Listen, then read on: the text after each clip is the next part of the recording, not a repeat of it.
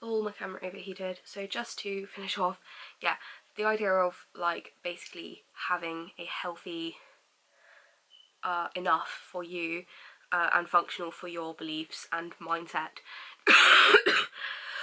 way to go about life, and you know, do that in a way that's fulfilling for you, but at the same time hopefully not causing too much harm. I don't know, would just be my mindset, but I know lots of people have different ones. Being on autopilot apparently is an issue in our day and age. This is the last thing that I was going to talk about. Apparently being on autopilot is a really difficult thing in our day and age, that a lot of people have issues with, and being present in life can really be tricky when you are distracted by, because we have such a, you know, distraction orientated world in comparison to how it was 50 years ago and beforehand.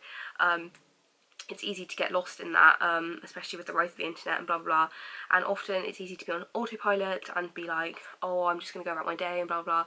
Obviously I think lockdown's made us all just stop, to be fair, and I think periodically things happen inevitably in our lives to help us do that, because God looks after us all. Again, there's my God talk again, but being present can just be really helpful, especially in places like parks and being close to nature. I'm just going to put that as its own separate thing. Being in nature can be really helpful and healthy.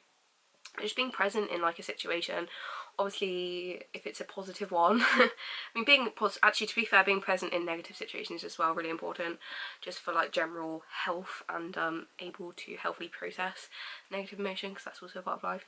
So yeah, I think that's more or less what I want to say. And not sort of like overly focusing on the things you don't have and like lusting over things you don't have, or I mean, obviously you can make like momentum and healthy goals to move towards a situation that you want to achieve 100%, and we all evolve and grow every day, so that's fine. But at the same time, I feel like things like money and people, like, even though I think it's also important to recognise, like, even though like obviously I'm not massively focused on money, but it doesn't mean that some people aren't and they don't make really like helpful, successful businesses that, you know, provide us things that we need and whatever else. But I feel like relating happiness to the idea of hunger for success, and how you can have a hunger for success for a lot of things, but money is one thing that you can be inclined to build momentum towards, and happiness is another thing that you can build momentum towards because of your hunger for success.